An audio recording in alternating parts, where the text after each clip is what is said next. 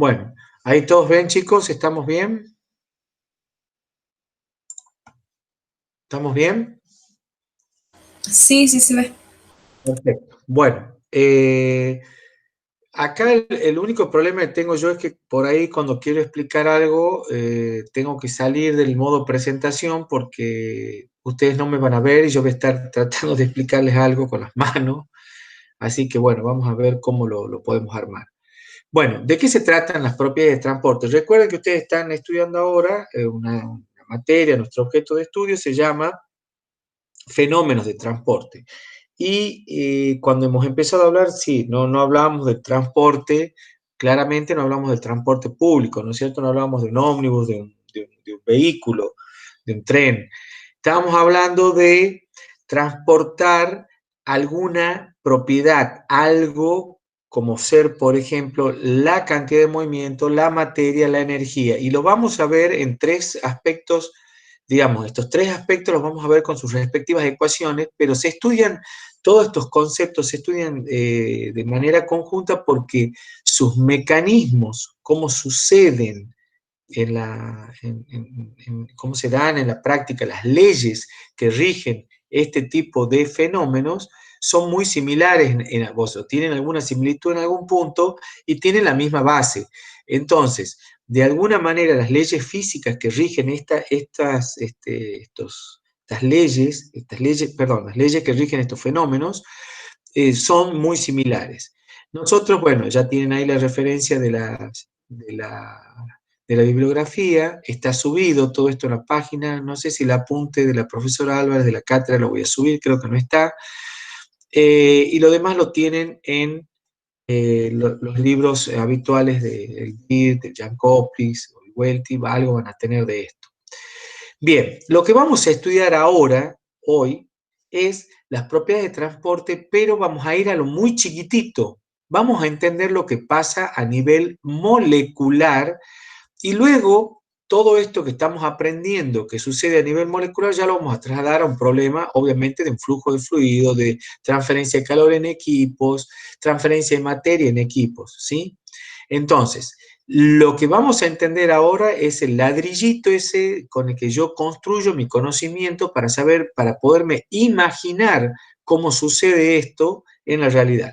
Teníamos, como les decía, el transporte molecular, tenemos tres tipos de mecanismos. Siempre vamos a hablar que esto se produce en un fluido o eventualmente en un sólido. ¿Mm? ¿Cómo se produce el transporte molecular? Lo que estamos estudiando nosotros ahora. Vamos a ver cantidad de movimiento, calor y masa. ¿Cómo sucede cómo se produce este fenómeno de transferencia?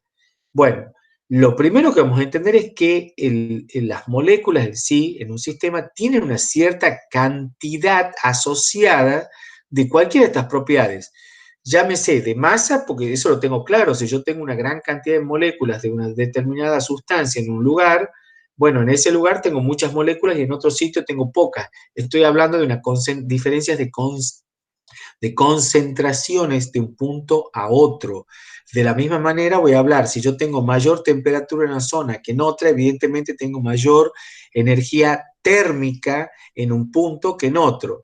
Y la cantidad de movimiento está asociada a la masa. Recuerden que la cantidad de movimiento era una propiedad que está asociada tanto a la masa como a la velocidad. Era el producto de masa por velocidad, era una propiedad vectorial.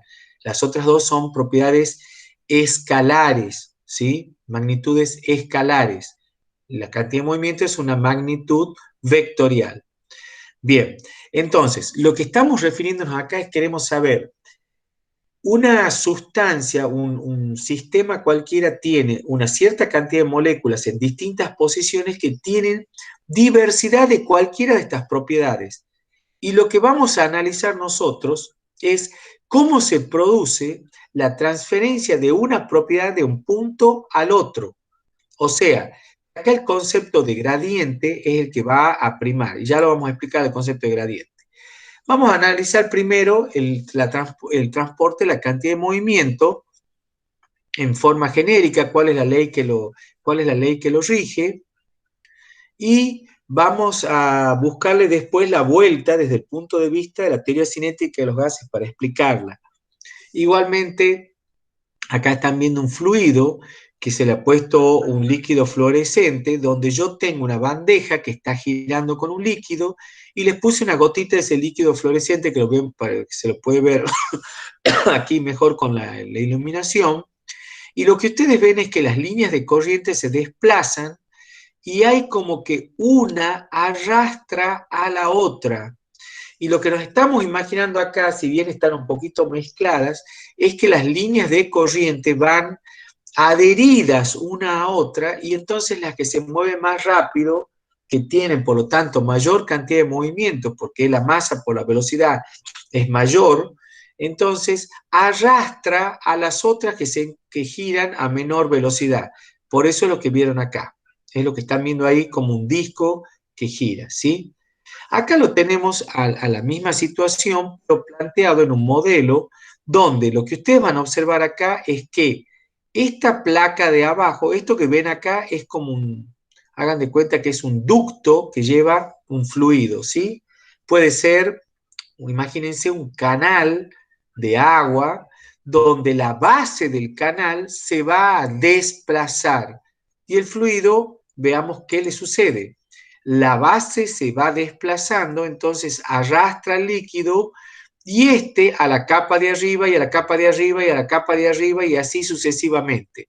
Entonces, lo que estamos viendo acá, que la capa de abajo que va a una cierta velocidad tiene una cierta masa, ¿sí? Si yo le estoy aplicando una fuerza, evidentemente eso se transforma en una aceleración.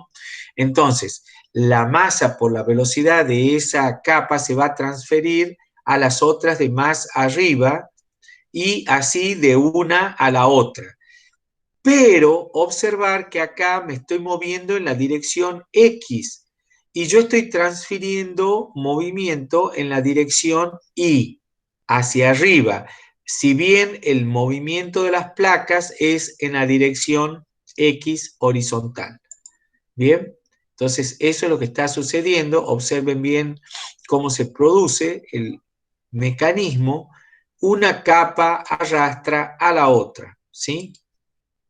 Bien, bueno, eso que tenemos acá dibujado representa lo que está sucediendo desde un momento inicial a medida que va sucediendo, va pasando el tiempo. La capa de abajo, esto es lo que se denomina un perfil de velocidades. ¿Qué es un perfil de velocidades? Un perfil de velocidades son conceptos que lo vamos a aplicar en todo momento. Un perfil de velocidades es yo me paro en un lugar determinado, este es por ejemplo una cañería, ¿sí? Donde circula un fluido, yo hago un corte en un determinado lugar y digo, bueno, mira, en esa sección, lo que estoy analizando en toda esa sección es cuánto vale la velocidad en cada punto. Entonces yo la voy a representar con una flechita, cada punto tiene una velocidad y la voy a representar con la flechita. En este caso, mi sección era esta que estoy rayando acá, ¿la ven? La tengo ahí, la estoy rayando. Entonces, lo que estoy analizando es la velocidad en esa sección. Bueno, la velocidad de la capita de abajo, de la línea de abajo, como lo ven, es este vector que tengo allí. ¿Lo ven? Ese vector que tengo ahí abajo. Entonces, esa capa se mueve con esa velocidad que es la que está definiendo ese vector Vx. La capa de arriba, un momento después, ya vemos que comienza a tener velocidad y así sucesivamente las capas van ganando velocidad y pasamos de este perfil medio curvo a una situación que ya se transforma en una recta. Mi perfil, fíjense que la velocidad decrece linealmente, ¿sí? Hasta llegar arriba, donde todavía no se mueve, y luego de un cierto tiempo ya se comienza a mover la capa de arriba, y finalmente después de un cierto tiempo todas las capas se mueven a la misma velocidad, y yo me imagino como un solo bloque que se va moviendo. ¿Se entendió esto, chicos? Bien, pasemos a cómo va a funcionar esto. Si yo ese mismo perfil que tenía antes, ahora lo dibujo en un plano, porque acá estaba en forma tridimensional, Ahora lo voy a dibujar en un plano que es lo más frecuente. Los perfiles de velocidades yo los voy a definir de la siguiente manera. Fíjense que he puesto plano XY, acá lo ven. Entonces, en mi eje X voy poniendo la dirección de la velocidad, porque la velocidad se está moviendo en el eje X, ¿sí? Y en el eje Y voy poniendo cuánto vale la velocidad a medida que me voy desplazando hacia arriba, en el eje Y. Claramente la velocidad cada vez es menor hasta llegar al punto superior donde la velocidad vale 0, ¿sí? Luego de un tiempo, la velocidad en el punto superior comienza a aumentar porque también va ganando, como todas las demás capas, va ganando velocidad y hasta que llega un tiempo suficientemente largo donde la velocidad en todos los puntos es exactamente la misma. En todos los puntos ya vale para un tiempo determinado suficientemente grande, ya la velocidad en todos los puntos es la misma y ese frente, esa sección, se mueve toda con la misma velocidad. Si yo representara acá la sección del cuadrado, que es donde están todos los puntos de ese cuadradito, de esa sección, se mueven con la misma velocidad. Es decir, todas las partículas que están en esa sección se están moviendo con la misma velocidad, ¿sí? Acá hay una consideración, fíjense que si vamos a hablar, un fluido ideal no se adhiere, ¿sí? Un fluido ideal no se adhiere, y ya vamos a hablar qué quiere decir eso, no se adhiere. Eso quiere decir que la viscosidad va a ser 0. Eso es un fluido ideal que no tiene viscosidad. Por supuesto que no existen los fluidos ideales, siempre los fluidos son reales y tienen una cierta viscosidad. Pero si el fluido no se adhiere, entonces quiere decir que la placa se va a mover y ninguna capa de arriba, ni la misma capa que está acá, se va a adherir a la placa de abajo y entonces, por lo tanto, la velocidad va a ser 0 en todo el frente. Entonces, un fluido ideal no se adhiere y la viscosidad vale 0. Esto no sucede, podemos tener fluidos muy viscosos, muy poco viscosos, pero siempre van a tener una cierta viscosidad. En el fluido real, el fluido inmediatamente cercano a la superficie, en este caso hemos dicho que la base era la que se estaba moviendo, ¿sí? Que se estaba moviendo, yo la traccionaba, entonces la primera película de líquido que le estoy dibujando acá, que está adherida hay una fuerza de interacción acá, se adhiere a la base y por lo tanto es arrastrada. Y a su vez esta se adhiere a la capita que está arriba y esa capita también es arrastrada y esa arrastra a la otra capita que está arriba de esa forma. Entonces si yo tengo viscosidad que no es igual a 0, que es un fluido real, entonces siempre voy a tener esta situación, que es lo que pasa en la mayoría de los casos. Bien, ¿cómo va a ser el transporte de la cantidad de movimiento? ¿Cómo va a ser el transporte de la cantidad de movimiento? Porque yo hasta ahora les estaba explicando cómo se movían las capas y todo lo demás. Bueno, acá vamos a tener que definir algunas cuestiones para entender cómo se define la cantidad de movimiento. Primero, vamos a definir el esfuerzo tau cortante. ¿Qué es el esfuerzo tau? El esfuerzo tau es, si yo tengo una superficie, ¿sí? Puedo aplicar un esfuerzo en cualquier dirección y sentido. Si yo ese esfuerzo lo descompongo en dos componentes, ¿sí? Las puedo descomponer en una componente normal a la superficie y en una componente que sea tangencial a la superficie. Este era el esfuerzo, ¿sí? Que yo estoy aplicando. Entonces, evidentemente, yo, como es una fuerza, la descompongo en sus dos componentes. Está claro, y recuerden ustedes, que una superficie se representa por un vector normal n a la superficie. Eso lo han visto ya en álgebra, creo, en geometría analítica. Habrán visto que las superficies se representan con vectores normales. Entonces, este esfuerzo que yo estoy haciendo acá, esta fuerza que estoy haciendo acá, se descompone en dos componentes y esa fuerza tangencial, la componente tangencial, la voy a poder representar dividiéndola por el área como la fuerza tangencial dividido en el área. Y eso se conoce ahora como esfuerzo cortante. ¿Por qué esfuerzo cortante? Porque efectivamente es un esfuerzo de cizalladura entre la superficie. Yo ahora estoy haciendo gestos con las manos, ustedes no me pueden ver, pero es un efecto como que estoy deslizando una capa sobre la otra, ¿sí? Esta fuerza tiende a cortar la superficie entre, digamos, en la sección esa A, ¿sí? Esto es la sección A. Bien, ahora, por supuesto, ya vamos a ver después que hay un esfuerzo normal también, pero ahora me estaba importando el esfuerzo tangencial. ¿Por qué les pongo el acento en esa fuerza tangencial? Porque vamos a hacer los siguientes razonamientos. La fuerza, piensen a que era igual. Fíjense qué sencillo que va a salir de dónde sale el flujo de cantidad de movimiento. La segunda ley de Newton decía fuerza igual a masa por aceleración, ¿sí?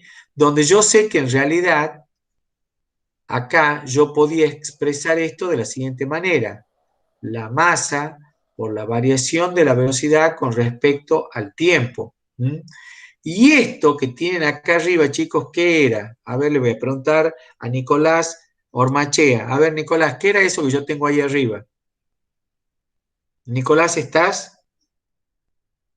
No está. Sí, profe. Bueno, ¿qué es eso que tengo ahí ¿No arriba? es variación de cantidad de movimiento? Es la cantidad de movimiento, sí señor. Me has dicho variación, ¿por qué? Porque está una diferencial. Porque vos esto lo podrías haber Sí. puesto así. ¿Estamos de acuerdo?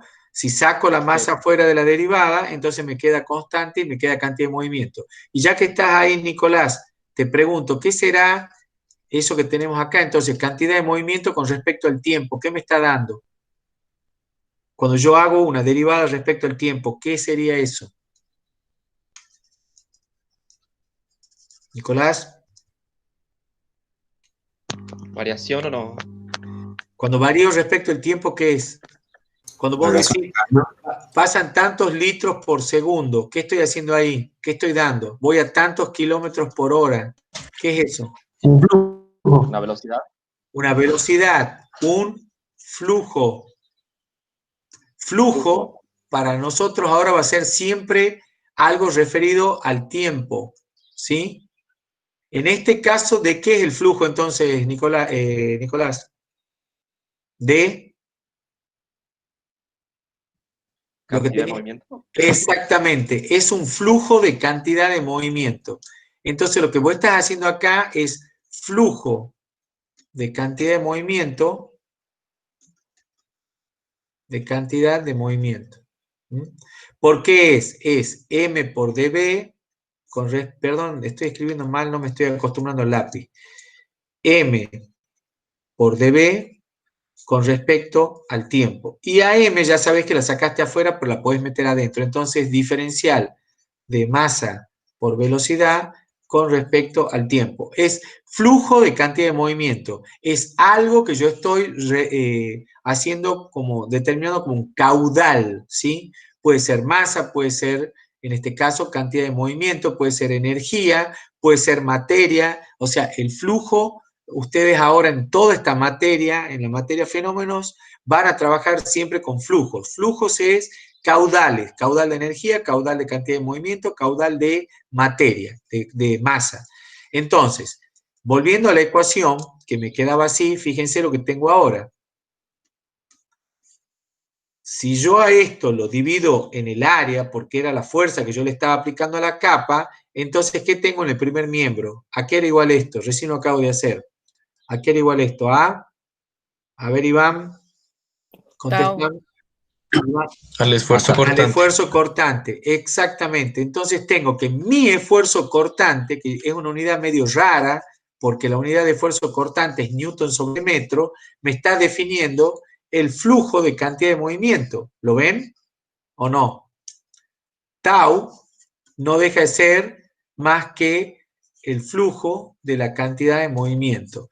Es decir, que cuando yo aplico un esfuerzo, a una capa de líquido, le voy a producir un flujo de cantidad de movimiento en la dirección normal a ese tau. Ahora se los muestro. ¿Quedó claro lo del tau y la cantidad de movimiento? Entonces, el flujo de cantidad de movimiento tau que está en newtons por metro cuadrado es lo mismo que el flujo de kilogramos por metro sobre segundo por unidad de tiempo, y esto sobre área, que me daba el metro cuadrado, por supuesto, ¿no? ¿Está claro? Entonces ahora veamos la ecuación. Yo lo que les trataba de explicar a ustedes era el flujo de cantidad de movimiento que yo tengo, que lo voy a designar con tau. Quiero entender cómo funciona mi ley, porque debo llevar alguna manera de comprender cómo va a ser esta variación de velocidad con respecto a la fuerza que estoy aplicando. En la capa de abajo yo apliqué un esfuerzo cortante sobre esa capa, ahí le estoy dibujando la capa, creo que la están viendo, aplico la fuerza, la divido en el área y eso digo, si tau vale 0, yo no tengo variación de velocidad en la dirección y. Si tau aumenta, la variación de la velocidad en esta dirección X con respecto al eje Y va a aumentar proporcionalmente. Entonces quiere decir que es una ecuación donde hay directa proporcionalidad. O sea, la proporción directa entre tau y el gradiente de velocidad, y ahora metí la palabra gradiente de velocidad. Fíjense, la palabra gradiente va velocidad relacionada con la posición. El gradiente era cómo varía algo respecto de una posición. Puede ser de la posición X, puede ser de la posición Y. Puedo tomar en mi sistema de referencias, si yo tengo X, Y, Z, perdón, esto está al revés. Ustedes lo trabajan así, no quiero confundirlos. X, Y, Z, no sé si lo ponen así, ya ni sé cómo va a ver el Y, cómo lo usan ustedes. Bueno, más bien ponen el X acá, estoy haciendo al revés. Ustedes ponen el X acá, el Y acá y el Z acá. Entonces, lo que yo estoy determinando es cuánto varía una propiedad de un punto a otro donde yo tengo un X, Y, Z, y desde este otro punto que puede ser X0, Y0, Z0. ¿Qué es el gradiente? Evalúo cuánto vale la propiedad en este punto y veo cuánto varía cuando me desplazo de un punto a otro. Esa es la variación de una propiedad respecto de una de las variables. Por supuesto que tenés que tomar respecto de la otra y finalmente te faltaría respecto de Z. Entonces, gradiente va a ser para nosotros la variación de una propiedad respecto de la posición. Entonces, eso lo quiero razonar ahora en mi gráfica que tenía allí, y yo digo, bueno, mira, la velocidad vale en esta posición y igual a 0. Lo que ustedes tenían en ese gráfico era lo siguiente. La dirección X y decías, mira, en la posición Y igual a 0, o sea, estoy parado acá abajo, la velocidad X tiene un cierto valor. Cuando me desplazo hacia arriba, la velocidad X tiene otro valor. Cuando voy hacia arriba, tiene otro valor menor y así voy obteniendo cada vez velocidades menores.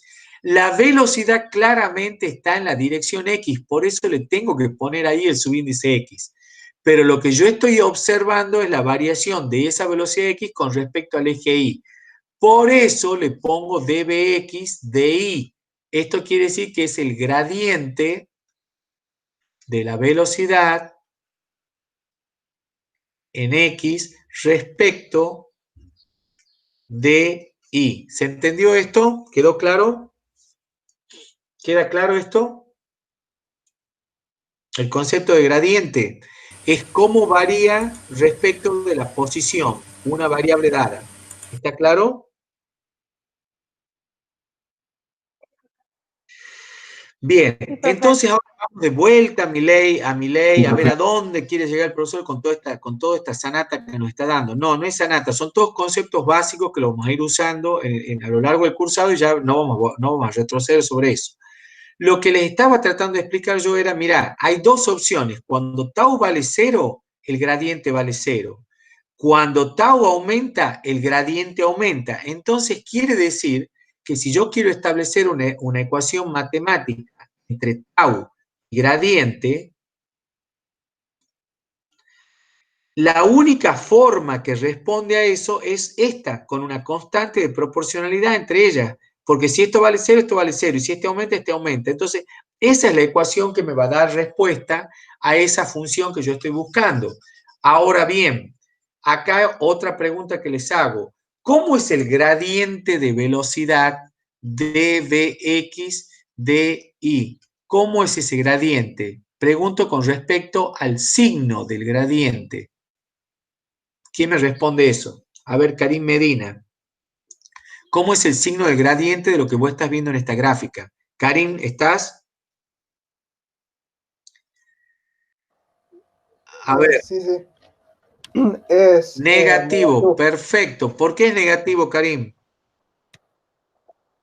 Porque va disminuyendo respecto a adelanto la posición. Exactamente. Digamos. Entonces, para que esta ley te dé en signo positivo, porque la transferencia de cantidad de movimiento evidentemente es en esta dirección. ¿Se entiende que es con el eje Y positivo? ¿Por qué transfiero? Sí, la constante debe ser negativa. ¿Cómo decir la constante qué pasa? Perdón. Debería ser negativa. Exactamente, como una constante no puede ser negativa, yo le voy a poner un signo menos, ya vamos a ver cuál es esa constante, se llama viscosidad y va a ser esto de Bx de Y. Lo que acabas de deducir, Karim, ¿sabes cómo se llama? La ley de Newton, ¿sí? Que es la misma ley que teníamos de F igual a M por A, nada más que está escrita de otra forma. Entonces, lo que están observando ustedes es que el gradiente, para tener un flujo positivo, acá el gradiente este siempre va a ser negativo y por lo tanto hay un signo menos acá adelante. ¿Se entiende? Para que esto sea todo positivo, el tau sea positivo y el flujo de cantidad de movimiento sea positivo. Entonces, ¿qué te está dando el tau? Me está dando el flujo de cantidad de movimiento en la dirección Y. Profe, ¿y entonces usted cómo hace para saber si el tau, cómo lo defino? Bueno, es muy fácil, no sé si es tan fácil definirlo, pero ya vamos a ir aprendiendo. Aplico el tau en la superficie Y en la dirección X. Aplico en la superficie Y. ¿Por qué es esa la superficie Y?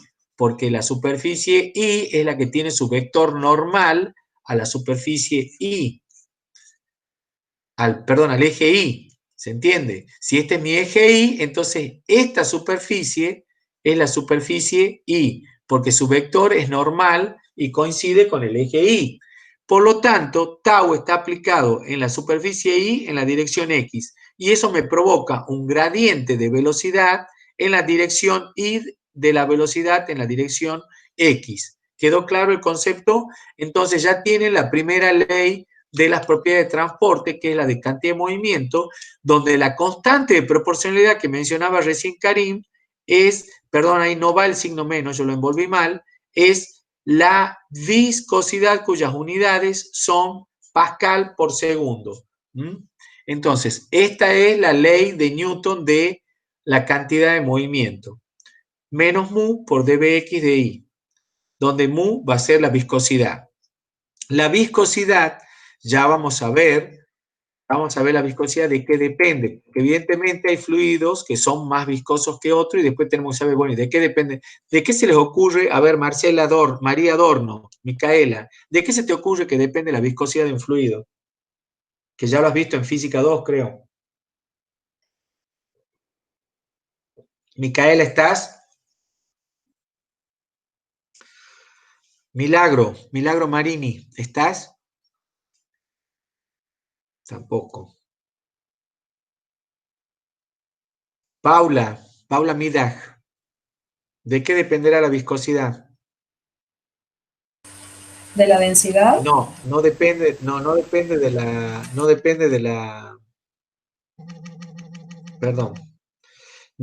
de la densidad. es una propiedad intrínseca de los fluidos que yo creo que la han visto cuando han hecho ustedes el viscosímetro. ¿Profe, puedo opinar? Sí. Depende de la temperatura. De la temperatura depende, exactamente, depende de la temperatura, ¿sí? De la temperatura. Piensen en lo siguiente, chicos, la miel. La miel es más viscosa, cuando yo la caliento se vuelve mucho más fluida, ¿sí? ¿Qué era la viscosidad? A ver, Salomé Rija, ¿qué te suena la viscosidad? ¿Qué propiedad te define la viscosidad? ¿La capacidad de qué? ¿Cómo definirías vos algo más viscoso o menos viscoso? Salomé, no está tampoco. Profe, Sí. la resistencia del fluido al flujo puede ser, digamos. Exactamente, esa es la definición. Yo les voy a pedir, por favor, a los compañeros, que le digan a ustedes a sus compañeros que no se anoten en la clase si no van a participar porque nos hacen perder tiempo. No hay ningún problema que no participen, pero que no dejen el micrófono como que estuvieran conectados. Santiago, contestaste vos, ¿no es cierto?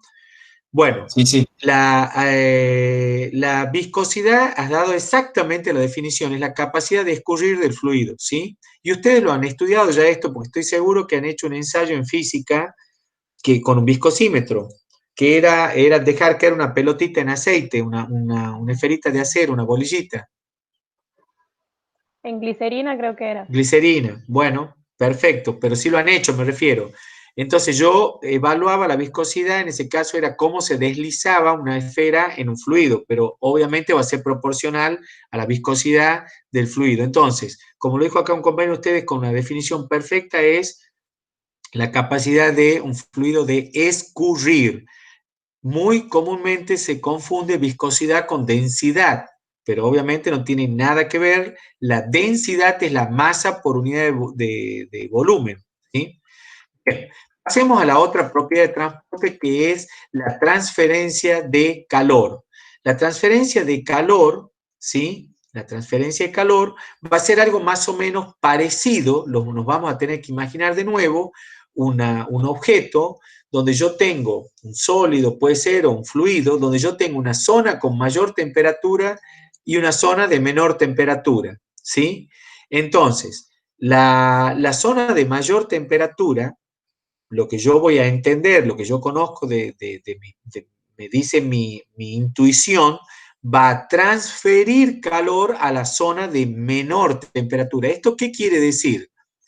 Que la cantidad de energía interna que tienen las moléculas en la zona de mayor temperatura se va a ir transfiriendo de una molécula a la otra, la que tiene a la par, y entonces voy a transferir ese movimiento, esa vibración, esa energía interna que tienen las moléculas, la voy a ir transfiriendo una a la par de la otra, y de esa manera voy a transferir energía que yo lo voy a conocer como calor.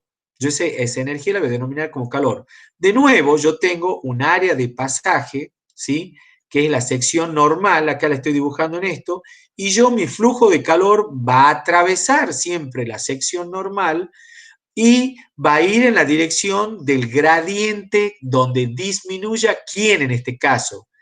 La temperatura, ¿sí? Por eso acá lo tienen representado en este esquema. La temperatura en la zona de abajo es más grande, la temperatura en la zona de arriba es menor, y por lo tanto la temperatura va disminuyendo. Si yo la quisiera representar acá, voy viendo que la temperatura cada vez vale menos, entonces la temperatura disminuye con I. De nuevo estamos frente a la situación que dt de I va a ser negativo, por lo tanto tengo un gradiente negativo de temperatura conforme el I es positivo.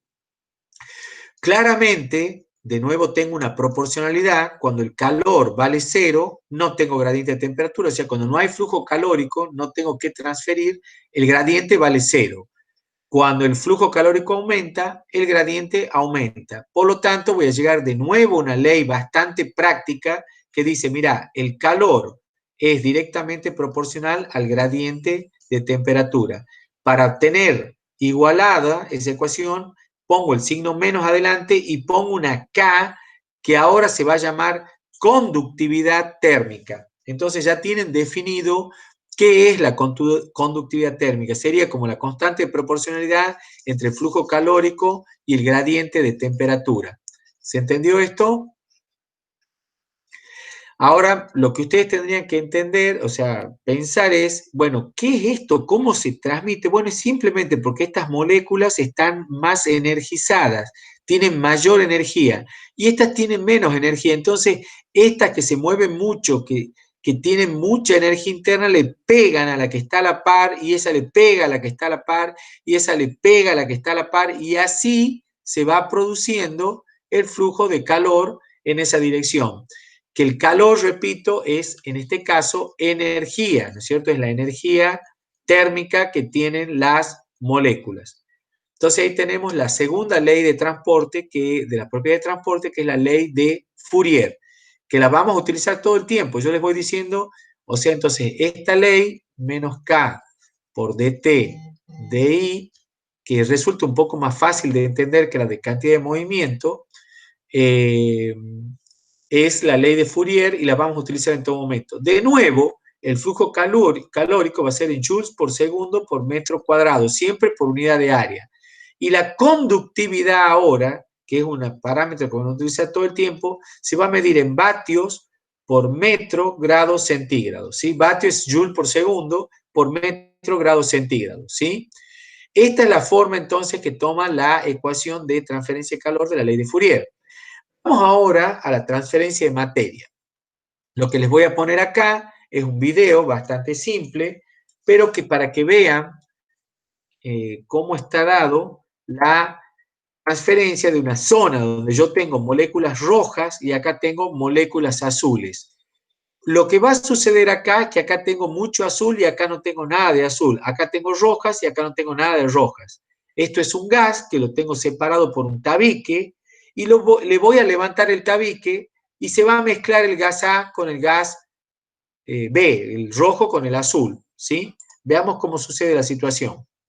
Evidentemente tienen distintas movilidades las moléculas, pero eso también, fíjense cómo por los choques se va produciendo la transferencia de masa de la zona donde había mucho azul a donde no había casi azul.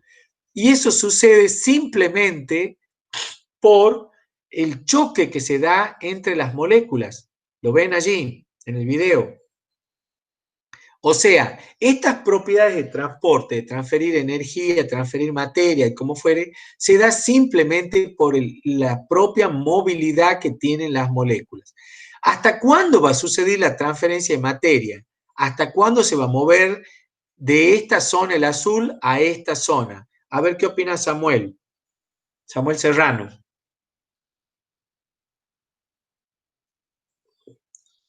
¿No está Samuel? Santiago. ¿Está Santiago? Sí, profe. Tenía apagado. Okay. ¿Hasta cuándo va a suceder esto? Vas a tener movimiento.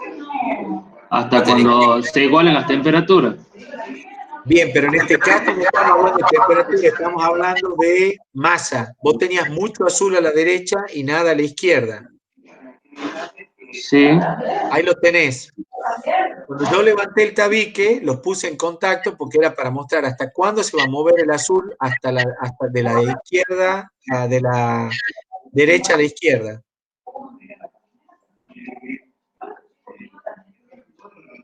Hasta que ocupe el recipiente. ¿Ah? Hasta que ocupe todo el volumen. Bien, podríamos decir hasta que ocupe todo el volumen, pero si vos hablas de cantidades, tenías mucho azul a la derecha y no tenías nada a la izquierda. ¿Cómo ves vos ahí que está la imagen de ese video? Está uniforme. Exacto, entonces, ¿de qué estamos hablando? ¿De qué parámetro estás hablando? Cuando las concentraciones sean iguales. ¿Entendés o no, Samuel? Sí, ahora sí. Concentraciones estamos hablando acá, ¿sí? Entonces, en este caso, cuando queremos hablar ahora de propiedades de transferencia de masa, vos vas a decir, en ese video que vos tenías allí, habíamos puesto un recipiente, teníamos un recipiente, ¿sí? Donde yo tenía mucho, acá, tenía mucho azul, y acá tenía poco. Entonces, por el choque mismo que van experimentando las moléculas, se debe a su propia movilidad, van avanzando, se van desplazando por los choques y van llegando a ocupar el espacio este. Pero el movimiento, o sea, la transferencia de masa, fíjate, por eso se habla de transferencia de materia, porque vos estabas en esta posición inicial y después tenés materia en esta posición. ¿Se entiende?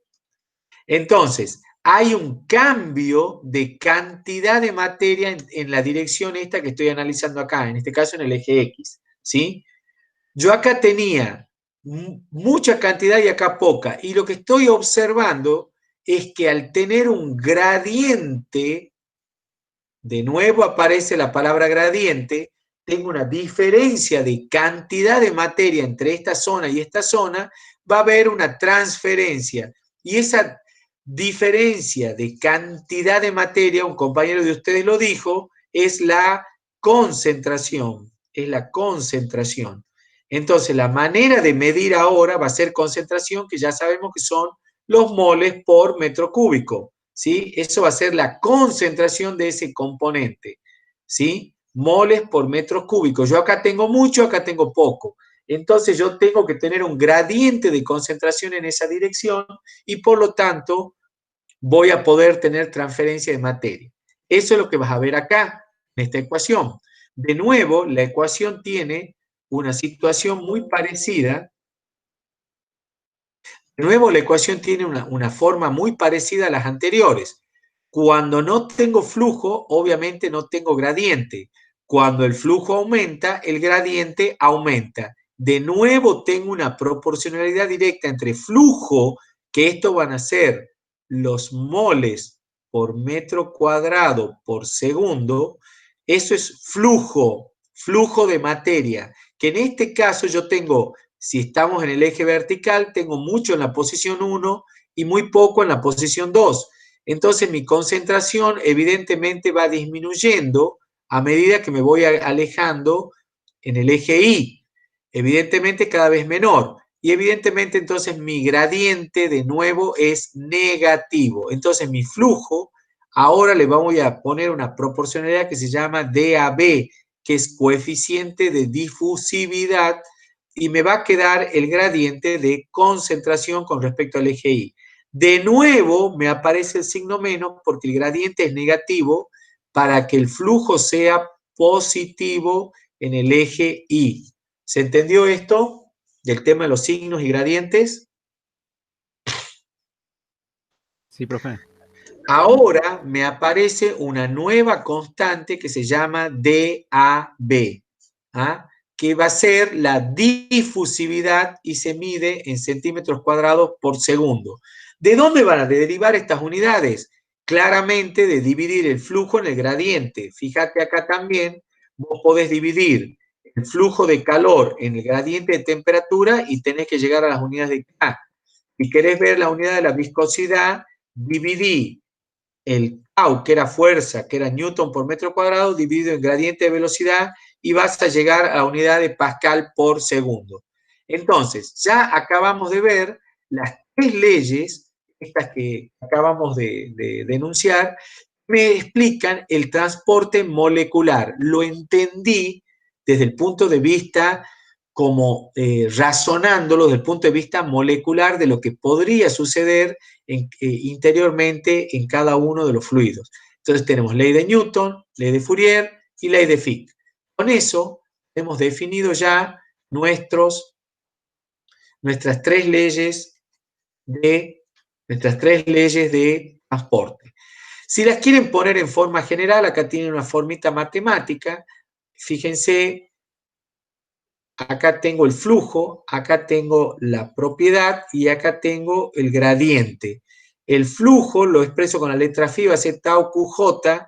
La propiedad la vamos a ponerla para hacerla, uniformizarla. Vamos a dividirla en densidad y acá vamos a llamar de difusividad térmica, que es conductividad sobre ρCp. Y acá tengo la difusividad en gases. Entonces, la propiedad R, la que vos vas a poner en gradiente, va a ser ρ por B, ρCpt y Ca.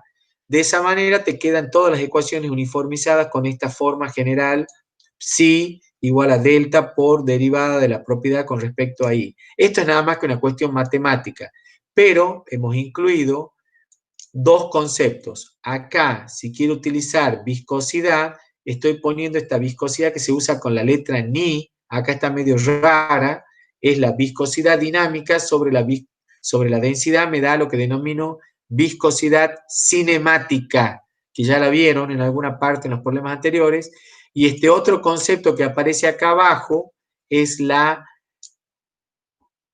difusividad térmica, que está dado por la conductividad sobre ρCp. La difusividad térmica también la vamos a usar más adelante, es un concepto que ya lo vamos a aclarar más adelante, pero también quiero que lo tengan claro. Y finalmente el coeficiente de difusión de AB, que es cómo difunden las moléculas A en las B. Bien, entonces en todos los casos lo que se ve es que hay una fuerza impulsora y una resistencia y una intensidad. Esto es como todas las cosas en la vida. La intensidad del flujo siempre es directamente proporcional a la fuerza impulsora. Esto lo van a ver en toda la materia y es inversamente proporcional a la resistencia. Esto es muy sencillo de imaginárselo así, chicos. Siempre yo voy a tener mayor intensidad en el flujo cuanto más fuerza esté haciendo, más fuerza impulsora tenga, y obviamente va a ser menor cuanto mayor sea la resistencia. Piénsenlo, esto es una ley universal y funciona para todo. Funciona hasta para los sentimientos, aunque no lo crean. La intensidad de tu amor va a ser directamente proporcional. La intensidad que vos tenés con tu novia, con tu novio, como fuere, va a ser directamente a la fuerza impulsora dividido en la resistencia que te pone esa persona para que tengas o no esa relación. Así de claro, no sé si les queda más claro. Siempre la intensidad de flujo va a ser directamente proporcional a la fuerza impulsora e inversamente proporcional a la resistencia, si se lo quieren acordar. Y nunca se olviden entonces que eso es bien fácil, la ley de Ohm, que es delta B, que es diferencia de potencial sobre resistencia, ¿sí? De la ley de Ohm. O sea, como les digo, es una ley universal que siempre se cumple respecto de los flujos, ¿sí? Bien. Volviendo ahora al transporte molecular, lo único que les quiero decir es que el transporte molecular está dado por procesos puramente difusionales, o sea, se produce por el movimiento de las moléculas, ¿sí?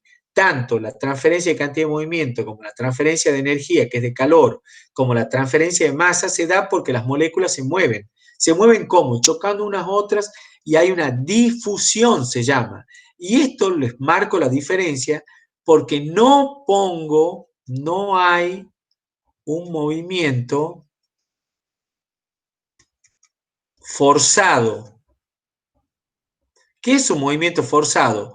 Si vos pusieras un ventilador, si pusieras una bomba que mueve el fluido, entonces en ese caso yo ya no voy a esperar que las moléculas se muevan por sí mismas, por sus propios movimientos, chocando unas con otras, sino yo estoy forzando mecánicamente, entregándole energía adicional a ese fluido de otra manera, de tal manera de forzar el movimiento. Esto que yo estoy analizando acá es puramente difusional, es por movimiento de las partículas. ¿Quedó claro ese concepto?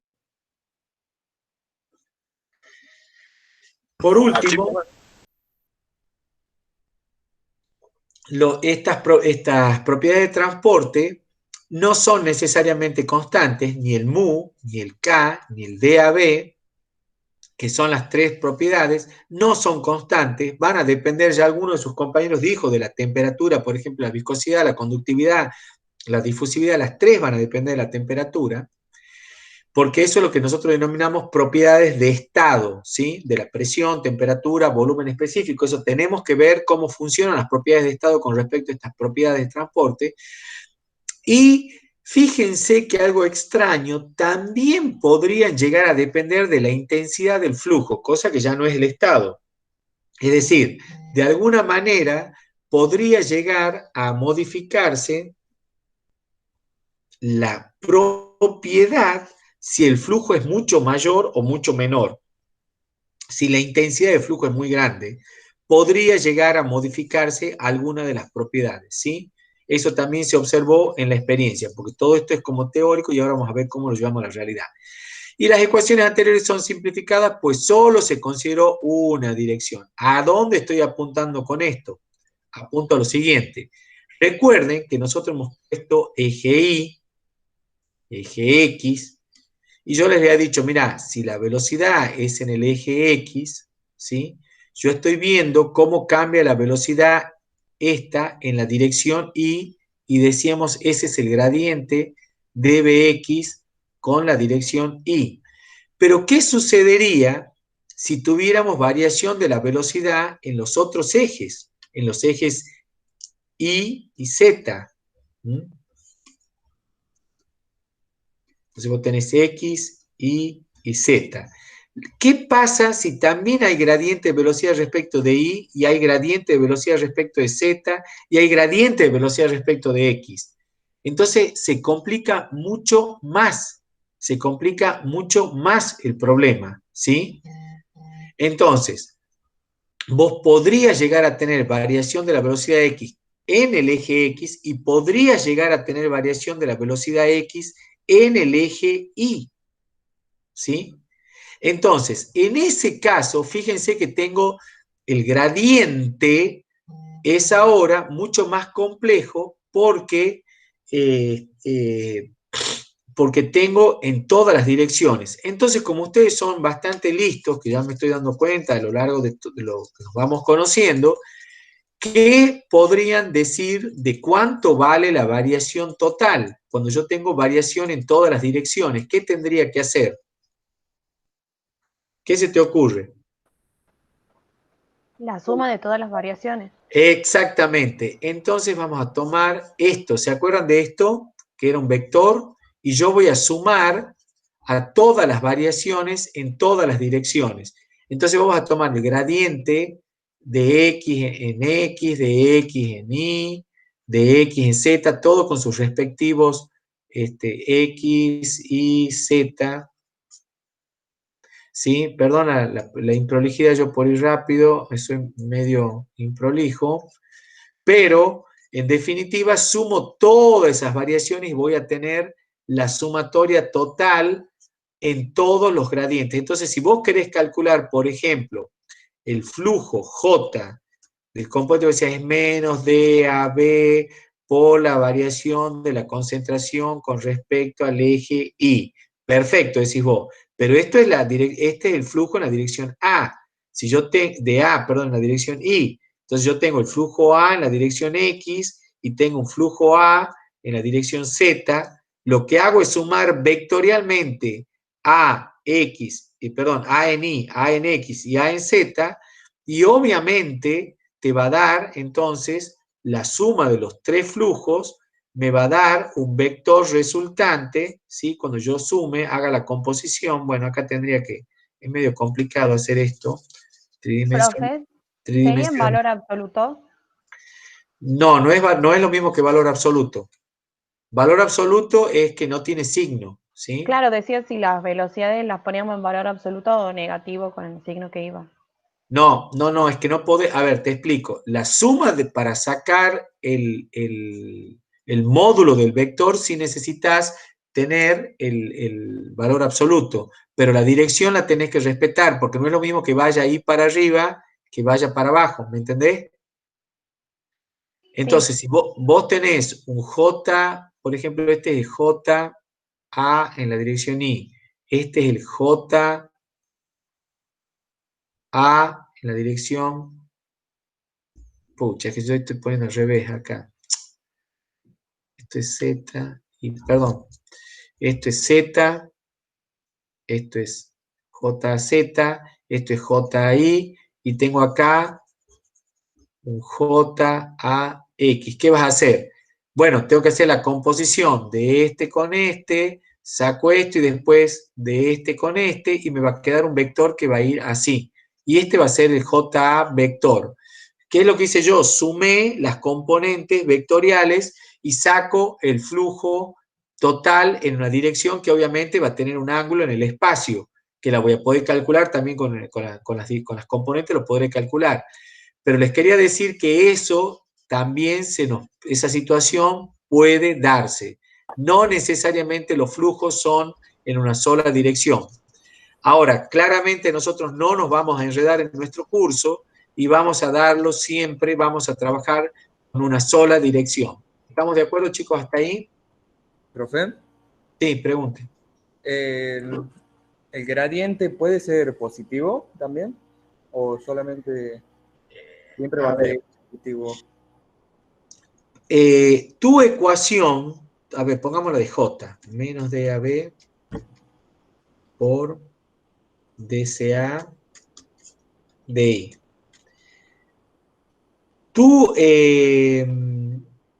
Tu ecuación está definida de esta manera, te explico por qué está definida de esta manera.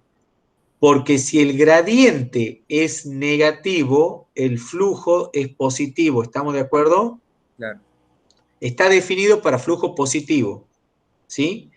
Si tu gradiente es positivo, que es lo que es tu pregunta, el flujo te va a dar negativo en la dirección de ese eje. Claro. ¿Se entendió? Sí, sí, sí. Es decir, para que vos tengas flujo positivo, si este es tu eje Y, este es tu eje Z y este es tu eje X, supongamos que no tenés en esto.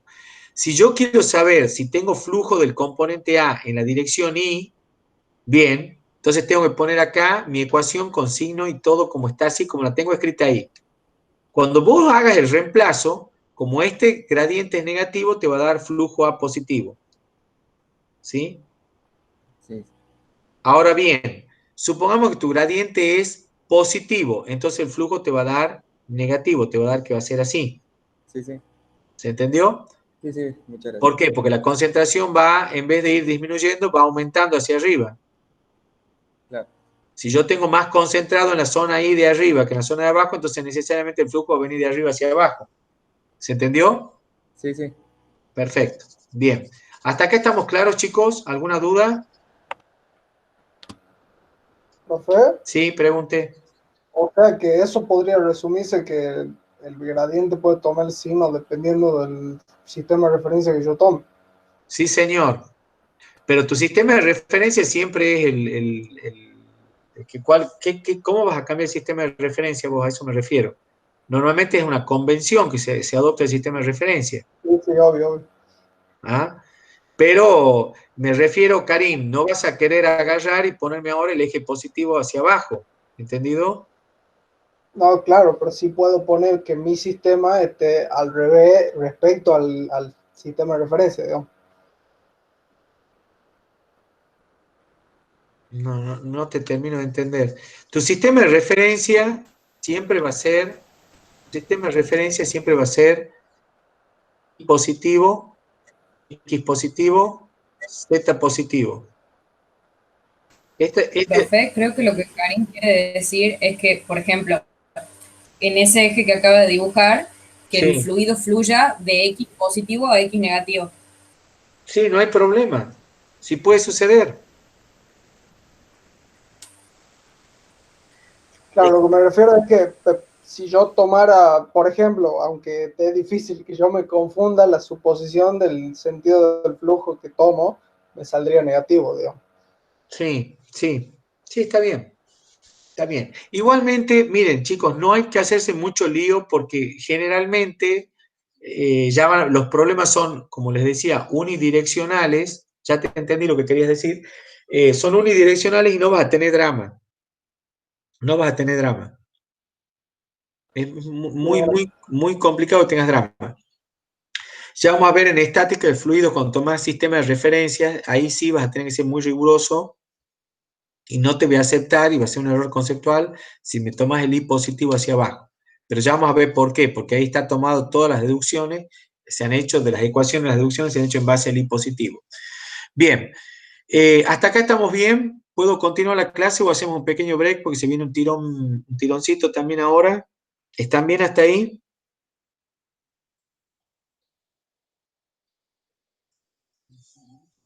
Sí, profe. Ok. Bueno, vamos a ver ahora cómo obtenemos estos coeficientes que acabo de aprender, que son de mis propiedades de transporte. La viscosidad, y acá va a aparecer de quién depende también, la conductividad, estas propiedades que acabo de, que ya las conocen. Creo que ya las conocen, ¿no es cierto?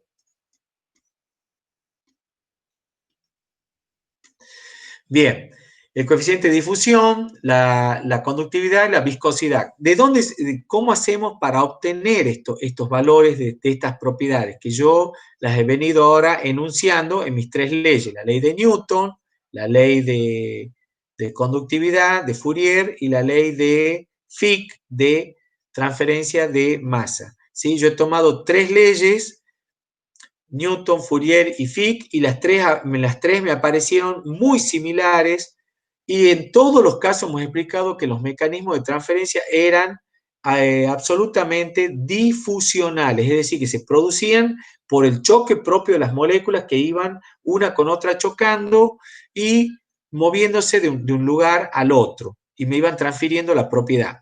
Bueno, esto que les estoy diciendo es lo que vamos a ver ahora.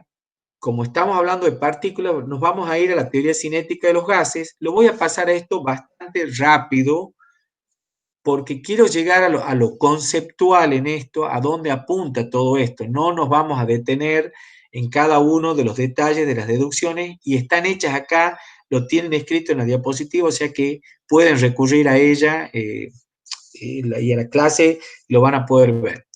En este caso, vamos a considerar que el gas, ya saben ustedes de la teoría cinética de los gases, está aplicada para los gases ideales, que es cuando yo tengo una situación de bajas presiones, altas temperaturas. Los gases se comportan muy parecido a los gases, a lo que sería, denominaríamos un gas ideal. El gas ideal es un gas que no existe, es algo que un modelo matemático, físico, matemático, sobre el cual yo voy a asentar mis leyes.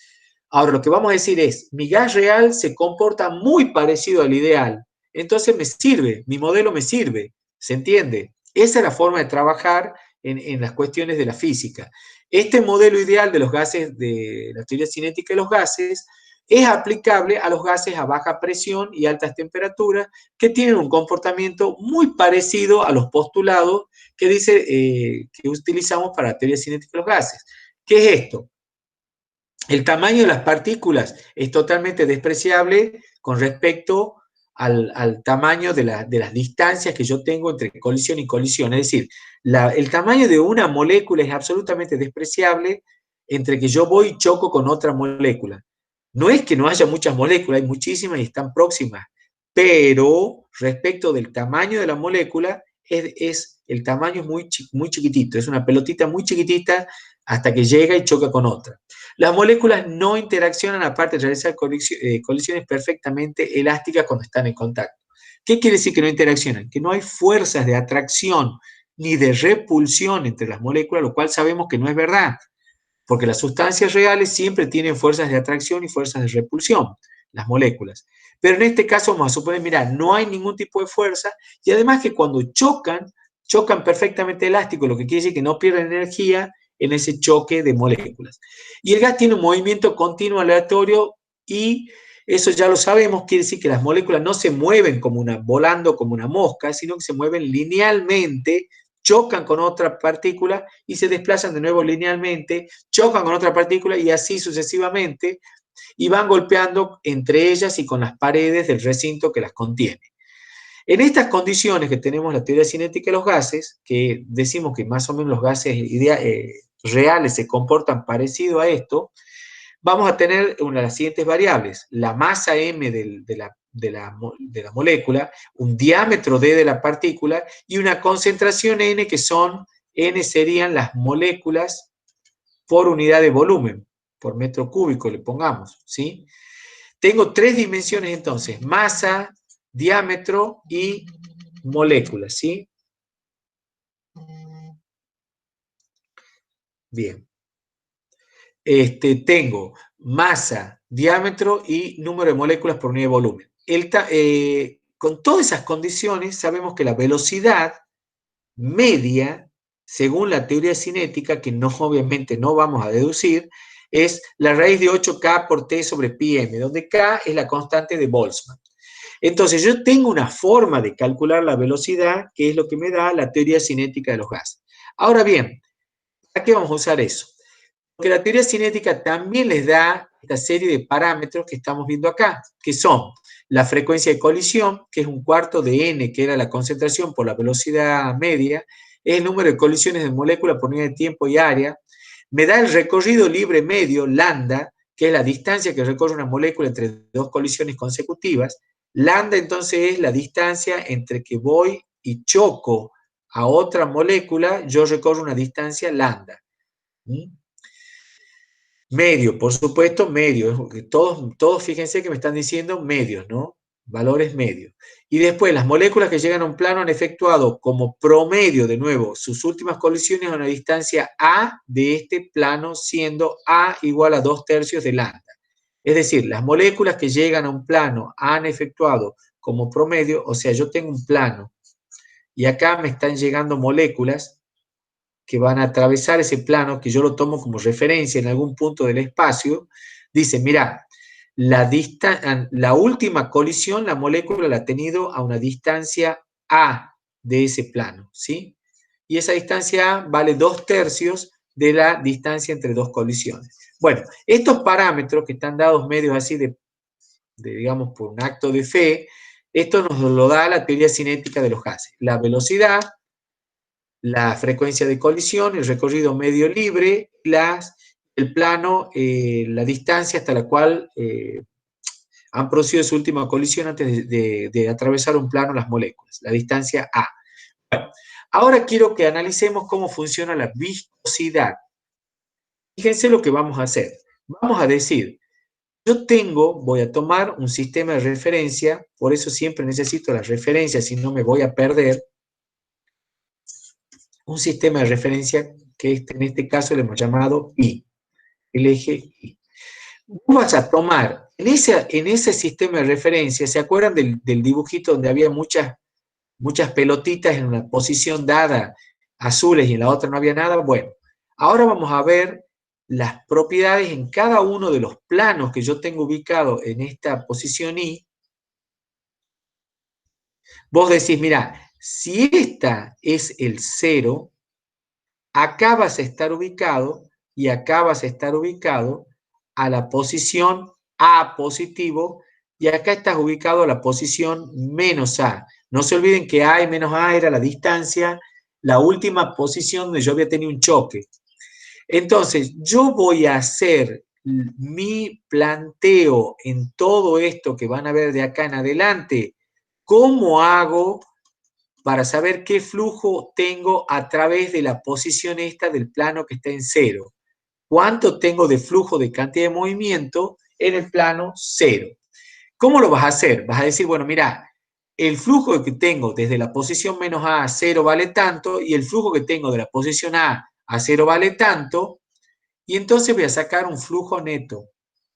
¿De qué? Flujo neto de la propiedad que estés estudiando. ¿Qué estás estudiando? ¿Cantidad de movimiento? Analicemos la cantidad de movimiento. ¿Estás estudiando energía? Hacemos de calor. ¿Estás estudiando concentración de materia? Hacemos de masa. Entonces, vos vas a pararte en cada uno de estos lugares y vas a ver qué concentración tenés de esto, qué cantidad de la propiedad tenés en esta posición, qué cantidad tenés en esta posición, y vas a hacer el flujo respecto de un plano 0 que está a menos A y a más A, los dos planos que yo estoy analizando, cuál es el flujo. Eso es lo que tenés acá. Fíjense cómo lo tengo representado en esta diapositiva. Yo tengo la cantidad de movimiento entre la capa que tiene más rápida, que tiene más cantidad de movimiento, y la capa más lenta. Yo quiero saber cuánto es el flujo de cantidad de movimiento a través del plano 0. El plano 0 no está dibujado acá, yo se los dibujo. Bueno, está medio feo el dibujo, ay Dios. El plano 0 es como les he dibujado hace un ratito. Está puesto acá, así, no lo vemos. Está ahí. Entonces yo quiero saber, en ese plano 0, la capa rápida y la capa lenta van a transportar esta cantidad de movimiento a la capa rápida y el m por b en la posición A, la capa lenta. Esto quiere decir m por bx en la posición menos A. Esto quiere decir cantidad de movimiento en la posición A, cantidad de movimiento en la posición A y cantidad de movimiento en la posición menos A. Por eso está puesto así. Entonces, lo que vos vas a hacer es el flujo neto de cantidad de movimiento en I igual a 0 va a ser lo que viene de A menos lo que viene, perdón, de menos A menos lo que viene de A. O sea, lo que viene de acá, que obviamente va a ser mayor que lo que viene de acá. Eso va a ser el flujo neto de cantidad de movimiento, por eso haces una resta entre lo que tengo de este punto menos lo que tengo de este punto. Y eso, para calcularlo, bueno, eso va a ser muy simple porque van a ser, no voy a hacer la deducción como les decía, pero siempre vas a hacer la siguiente suposición. Es lo que yo tengo en la posición 0 más lo que tengo en la posición A. Lo que tengo en la posición 0 menos, ¿por qué menos? Porque es la variación que yo tengo de velocidad con respecto a I multiplicado por menos A, que sería en la posición menos A. Y esto es en la posición A. ¿Queda claro? Es como ustedes hacían siempre las derivadas. Decías, ¿cuánto tengo en un punto? Tengo lo que tengo en ese punto más la distancia que tengo hasta ese punto por la variación de la propiedad con respecto a ese eje. ¿Se entendió lo que estoy haciendo, chicos? Multiplico la distancia por la variación, con lo cual a vos te quedaría lo que tengo inicialmente más la variación.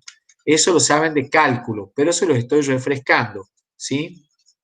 Entonces, con este concepto de que yo tengo cuánto vale lo que tengo en la posición A, es lo que tengo en la posición 0, más la variación por la distancia, ¿cuánto vale lo que tengo en menos A? Lo que vale en 0 más la variación por la distancia. En este caso la distancia es menos A. Por eso multiplico por menos A.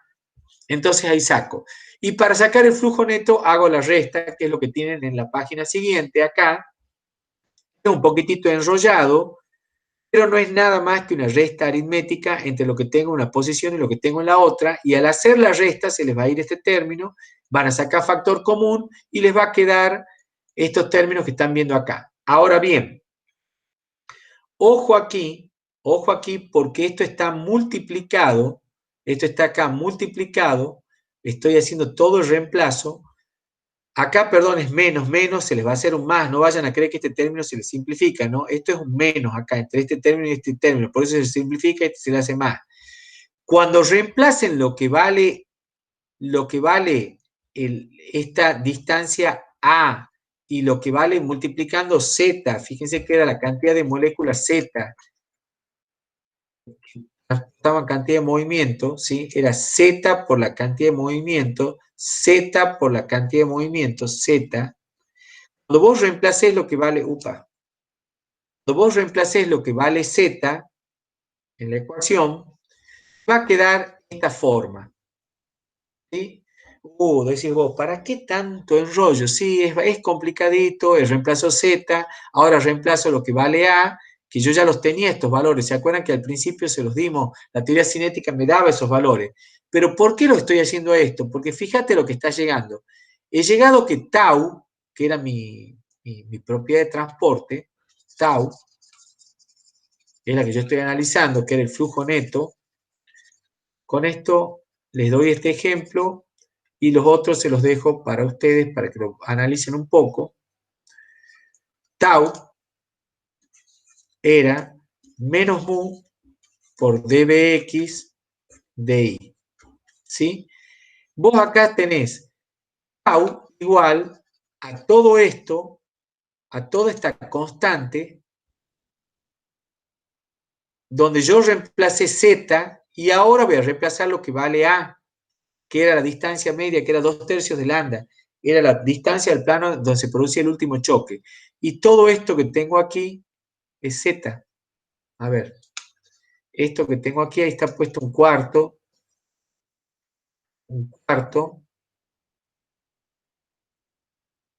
y acá estaba multiplicado por 2, entonces me quedó un medio. Esto viene de z al hacer la multiplicación. Y el a lo tenés acá, que lo vas a reemplazar también. Entonces, vos reemplazaste z que estaba multiplicando, lo reemplazaste al z allí, lo metiste acá, y te queda esto que tenés aquí. Fíjate que esto es el gradiente. Esto es tau. Entonces no te queda otra que la viscosidad sea lo que te queda metido en el medio. Si esto era tau, lo tengo. Este es el gradiente, me queda tau igual al gradiente. Y me queda acá todo un choclo que vale 1/3 nm lambda. Cuando yo hice todos mis reemplazos me queda 1/3 m, perdón, 1/3 nm lambda. Me queda todo esto y a su vez yo sé lambda, también lo podría calcular, o sea, yo puedo ir buscando más reemplazos, ¿no? Lambda Y le C. falta C. Sí, C. Cuando yo tengo todo esto, bueno, chicos, 1 más 1, 2. Si esto es tau, esto es el gradiente, bueno, esto es viscosidad. Entonces ya tienen una forma para determinar la viscosidad de acuerdo a los parámetros de la teoría cinética de los gases. No sé si quedó claro cómo hemos hecho el planteo. ¿Tienen alguna duda? ¿Quedó claro? Sí, ¿Profe? está muy bien. Sí, pregunten. Ahí, para hacer la suposición, ¿se considera que hay flujo en los dos sentidos? Sí, señor, sí, señor. No es que haces una suposición. Lo que vos decís es que vas a calcular el flujo neto a través de la capa cero. ¿Está? Sí. Yo quiero saber cuánto pasa a través de la capa. Bueno, tengo cantidad de movimiento de acá y tengo de acá. Entonces, por eso hago esa resta. ¿Se entiende? Bien. ¿Queda claro? Entonces, este concepto que hemos manejado acá de flujo entre dos capas, la rápida y la lenta, lo vamos a aplicar ahora para las otras propiedades, no las voy a repetir porque no vale la pena. Esto lo tienen acá bastante desarrollado en detalle, no van a tener drama, pero van a ser, así como era capa rápida, capa lenta, ahora ¿qué va a venir? Si es ley de Fourier, la capa que está como a mayor temperatura con respecto a la capa que está a menor temperatura. ¿Se entiende? ¿Se entiende, chicos? Sí, profe. Y si quiero aplicar la transferencia de materia, voy a hacer la capa que tiene mayor concentración a la capa que tiene menor concentración.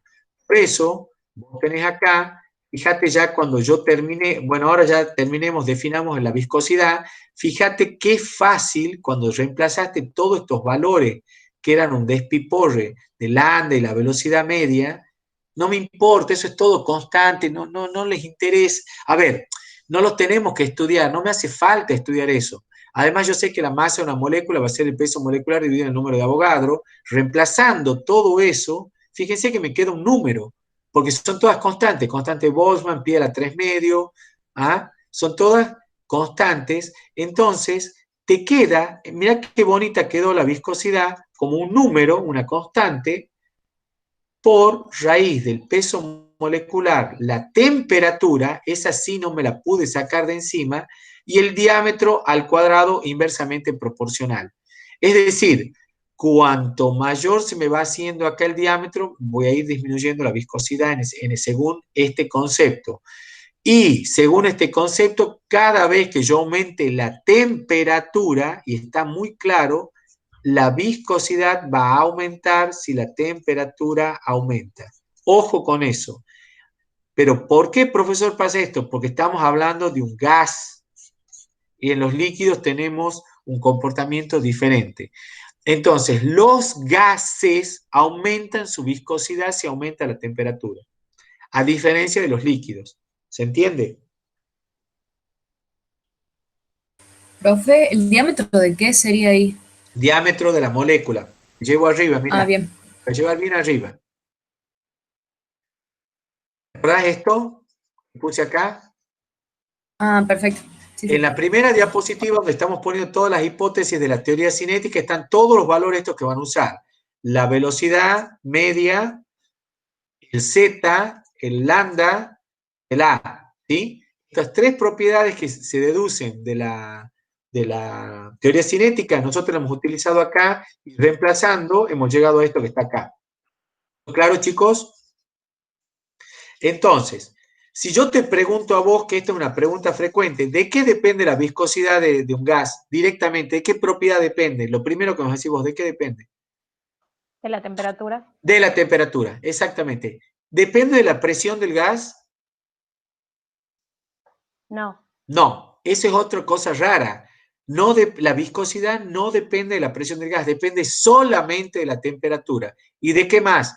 Y bueno, sí, depende de su peso molecular, del diámetro y de una constante, pero en realidad esas son propiedades inherentes al tipo de gas. ¿Se entiende? Obviamente que depende entonces del tipo de sustancia que estemos analizando.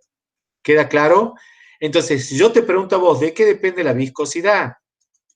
Entonces vamos a decir, depende de la temperatura y del tipo de gas. O sea, si es neón, argón, dióxido de carbono, oxígeno, nitrógeno, aire, qué sé yo. ¿Se entiende, no es cierto? Sí, profe.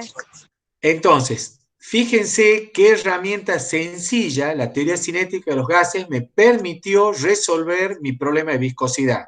De la misma manera, ahora les paso para hacer la conductividad. Vamos a hacer exactamente el mismo razonamiento, nada más que ahora vas a decir la zona caliente y la zona fría. Y la energía no les debe resultar raro a ustedes, porque la energía está dada como energía que es un medio de la masa por la velocidad media al cuadrado. ¿Sí? Entonces, la energía que tengo en la capa menos A y la energía que tengo en la capa A van a producir una transferencia a través de la capa cero, que yo lo que voy a hacer es un flujo que tengo de izquierda a derecha y un flujo que tengo de derecha a izquierda. Muy bien, cuando haga la diferencia entre los flujos, voy a tener el flujo neto, que es lo que a mí me interesa. ¿Se entendió?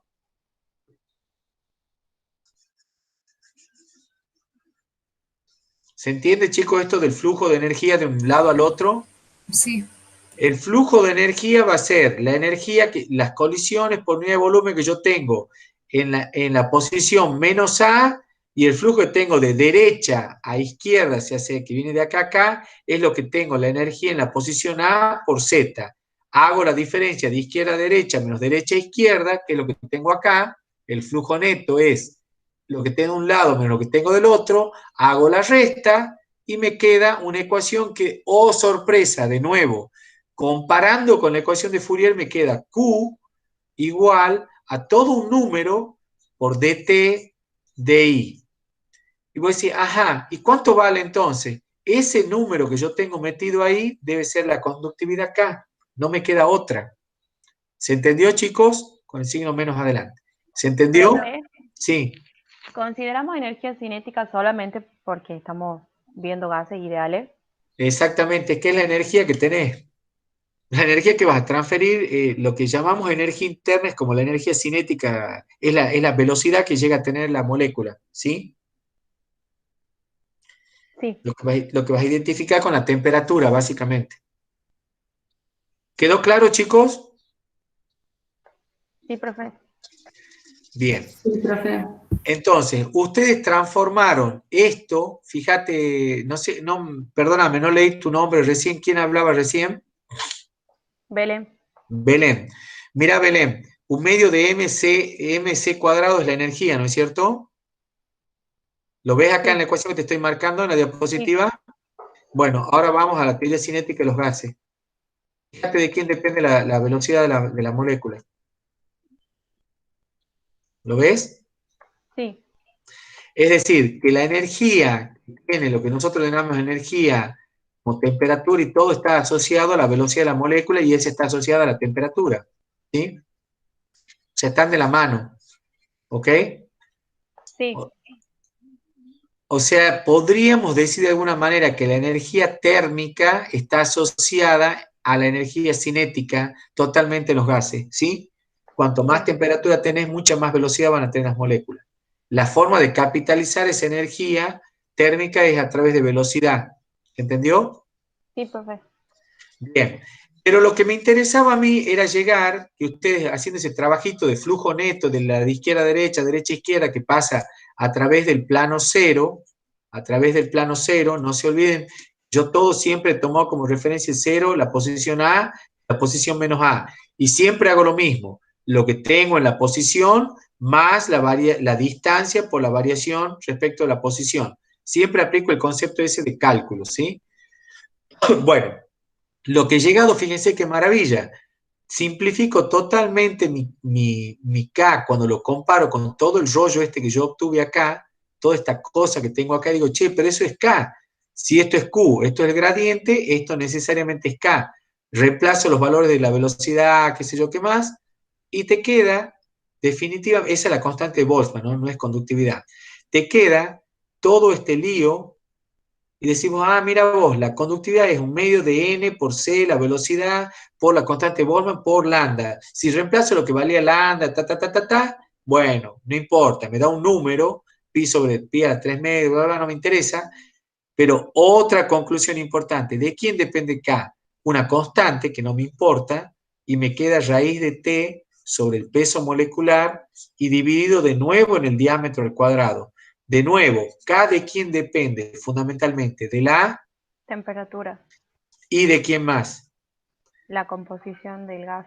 O sea, el gas, ¿de qué gas estoy hablando? Porque el peso molecular y el diámetro al cuadrado son inherentes a la sustancia, ¿se entiende?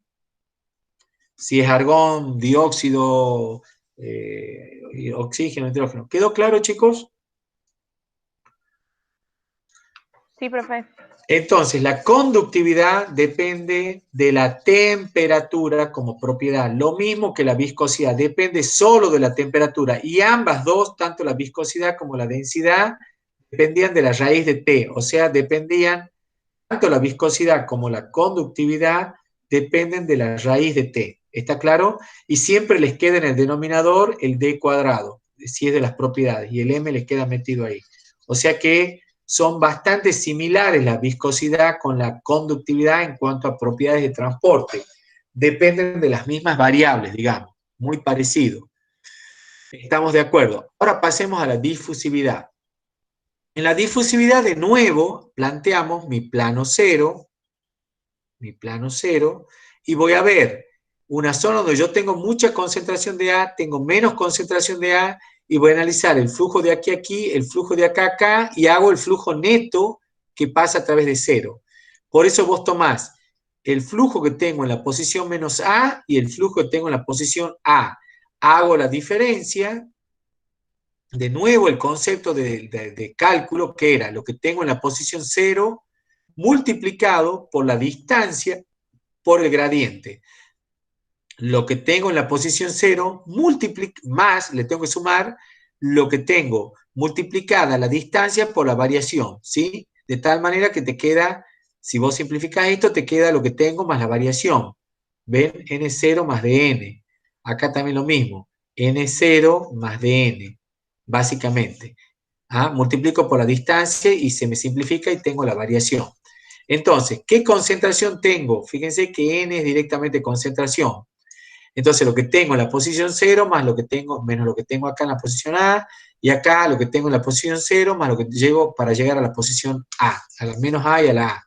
¿Y cuánto vale el flujo neto? La diferencia, de nuevo, lo que va de la izquierda a la derecha y lo que va de derecha a izquierda, hago la resta, que es lo que tienen acá, hago la resta, y la resta me da el término ese que tengo ahí abajo.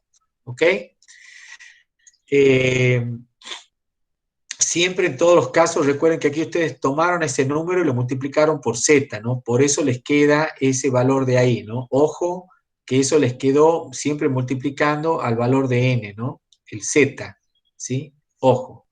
Bien, entonces, cuando hago de nuevo mi ecuación, llego a esto y me queda de nuevo j, de nuevo el gradiente, y necesariamente todo esto que tengo acá en el medio, ¿quién debe ser? No me queda otra. ¿Quién tiene que ser todo eso? La difusividad. La difusividad, exactamente. Entonces, todo eso que tenés ahí, podés reemplazar después lo que vale A, que es 2/3 de lambda, podés reemplazar la velocidad c, que ya sabías que era raíz cuadrada de no sé qué, de la constante de Boltzmann, por no sé qué más, no me interesa. Conclusión, cuando haces todo tu cálculo, este numerito que yo le había llamado difusividad, reemplazando todo eso ahí, me queda lo que tengo acá, 1/3 de c por lambda, que cuando reemplazo llego a todo esto. Y ahí la tenés a la difusividad. ¿Qué conclusión sacan rápidamente de la difusividad? Rápidamente, la primera conclusión que sacan, ¿de quién depende? De la temperatura. Y ahí te estás quedando corta. Del gas. ¿Qué gas? El tipo de gas está bien, pero hay una variable acá que no aparecía antes, Y más la importante. La presión. Exactamente, apareció la presión. Entonces, de las 3 propiedades de transporte que yo tengo, viscosidad, conductividad y difusividad, estas dependen de la temperatura y la difusividad, ojo, porque depende de la temperatura y la presión, ¿sí? Es decir, es una variable que depende de, la difusividad es una propiedad que depende ahora de 2 variables. Y obviamente depende también todas, eso las 3 tienen en común, depende de la naturaleza de la sustancia, porque depende del peso molecular, el diámetro, etc. ¿Queda claro? Todo esto, lo demás es una constante. Si yo tuviera una mezcla de 2 gases, la difusividad de A en B, ya hago valores promedios de los pesos moleculares, hago promedios de los diámetros, ¿sí? Fíjense cómo se hacen como valores. Pero sigue dependiendo de la presión y la temperatura, tal cual estaba planteado acá. ¿Queda claro, chicos? ¿Alguna duda? De 10, profe. De 10, se entendió, me alegro. Bueno, ahí tienen el resumen entonces, las propiedades de transporte en función. Obviamente, esto estamos hablando si partimos de la teoría cinética, ¿no?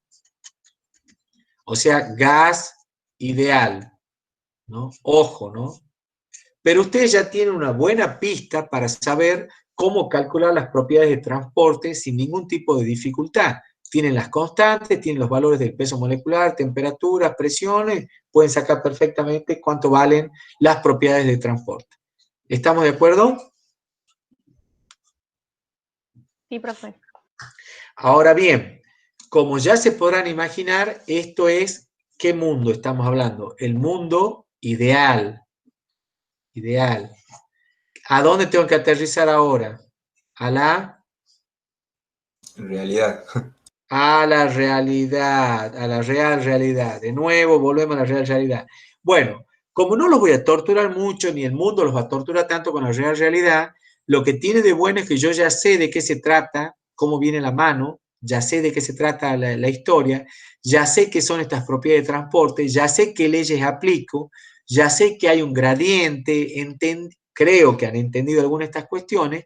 Entonces ahora, mira, si yo tengo un problema y tengo que calcular una difusividad del etileno en no sé qué gas, en el metilpropano, ¿de dónde voy a sacar eso? Eso es un problema que me están pidiendo, no tengo cómo sacarlo, no te preocupes. Ahí vamos a aterrizar en la realidad. Para aterrizar en la realidad, cosa que no los voy a torturar con esto, porque ustedes lo pueden entender, bueno, acá era como un pequeño resumen, pero ya quedó claro, ¿no es cierto? Ya no quiero seguir ahondando en esto. K y mu dependen de T y la difusividad depende de T y de P. Es la gran diferencia. Y siempre está a la 1 medio, acá está a la 3 medio. Y depende, obviamente, todas dependen del tipo de gas, porque dependen del peso molecular y de las distancias del diámetro, ¿sí? Y en el caso de la difusividad, si tenemos de 2 gases, va a depender de la masa de los dos y de los diámetros de los dos. No los quiero meter en mucha complejidad, pero lo que se hace para analizar los gases reales, ya el comportamiento real, cuando ya tengo más altas presiones, se van a obtener estas propiedades de transporte teniendo en cuenta el concepto de energía potencial, que es el trabajo que yo realizo para aproximar 2 moléculas, ¿sí? Potencial, ¿sí? Bueno, esto que esto que parece complicado, decir, uy, qué lío ponerme a razonar ahora esto, mira, no es tan complicado. Yo digo, mira, cuando vos tenés dos moléculas que son gases ideales, como hemos dicho, no hay interacción, no hay fuerzas de atracción ni fuerzas de repulsión. Pero en la realidad esto sucede. Y yo tengo que cuando las moléculas están más cerca, puedo llegar a tener más repulsión y cuando están más lejos, puede llegar a ganar la atracción. Entonces yo tengo que ver allí cómo funciona esas fuerzas y ese potencial, y eso me lo da una ecuación que no me voy a hacer grandes problemas. Mira, el potencial de repulsión es este, el potencial de atracción, sumo el repulsión menos atracción, tengo una función cuadrática, Lennard-Jones la obtuvo, perdón, no es cuadrática, es una función de Lennard-Jones, que está a la 12 y a la menos 6, no me voy a hacer el más mínimo problema, voy a entender que ese potencial cambia, pasa por acá, acá veo que tenemos un mínimo y luego vuelve. ¿Esto qué quiere decir? Que tengo una gran repulsión cuando tengo bajas distancias y la repulsión va disminuyendo hasta un mínimo hasta que tengo la distancia R0. O sea, entre las dos moléculas, la distancia R0, yo tengo el mínimo fuerza de repulsión, esto fue cayendo, y luego, a medida que me voy alejando más, me alejo un poco más, ya comienzan a haber fuerzas de atracción, por eso se va tendiendo a ser cero el potencial. No me interesa esto, chicos, que lo sepan de memoria, ni muchísimo menos. Lo único que quiero que sepan es que yo tengo que entender que esto sucede, eso sucede, y entonces mis condiciones van a cambiar. Lo que yo te propongo es, mira, hay una serie de parámetros que sigma, epsilon, y que vienen de eso de Lennard-Jones, lo que habíamos estudiado recién, fíjense que están acá definidos, ¿ven? Lennard-Jones, el epsilon me aparece acá cuando yo hago la integral y las derivadas y todo lo demás de esas ecuaciones. Entonces, lo que te quiero proponer es lo siguiente. Hay un tipo que se llama Hirschfelder, que ha derivado todas las expresiones de K, mu y DAB, gracias a Dios, le agradezcamos a Hirschfelder, donde dice, mira, voy a tomar lo que yo tenía antes, pero le voy a agregar unos coeficientes que tienen en cuenta todas estas cuestiones de las fuerzas de atracción y de repulsión, y que se van a llamar función de colisión, y esta va a ser el parámetro de Lennard-Jones, ¿sí? No me voy a hacer grandes problemas, no me voy a complicar, los voy a aprender a determinar esos parámetros y con eso se acaba la historia. Fíjense que la función de colisión está tabulada y yo en función de la constante de Boltzmann, temperatura y épsilon. O sea, yo puedo encontrar esos valores, ¿sí? Entonces, no vas a tener drama en poder determinar la conductividad y la difusividad siempre en función de esto, de la función de colisión y del parámetro de Lennard-Jones que se mide en Armstrong, ¿sí? Lo vas a poder determinar, con lo cual, ¿cómo lo vas a determinar? Es un rollo. No, mira, hay tablas, te vas al handbook, te vas a los libros de los manuales de ingeniero químico y vas a buscar parámetros físico-químicos de las sustancias y vas a buscar la función de colisión, la constante Lennard-Jones, y los vas a poder determinar de esa manera. Ahora, vos decís, che, pero resulta que yo quiero para el N-octano porque no sé qué, mi problema, mi fábrica, mi proceso tiene ese componente. No te hagas drama, no te preocupes. Esos parámetros los vas a poder determinar en función de los parámetros críticos que sí están tabulados para todos los compuestos. Esto te vas a un handbook, el famoso handbook, que lo pueden ver en físico-química, lo usan mucho el handbook, o lo pueden usar en el manual de ingeniero químico, van a poder encontrar todos estos parámetros críticos de todas las sustancias y van a poder calcular en función de los parámetros críticos estas dos funciones que son las que yo estaba necesitando para usar y determinar ahora sí mis difusividad, conductividad o eventualmente la viscosidad. ¿Quedó claro, chicos? ¿Alguna duda?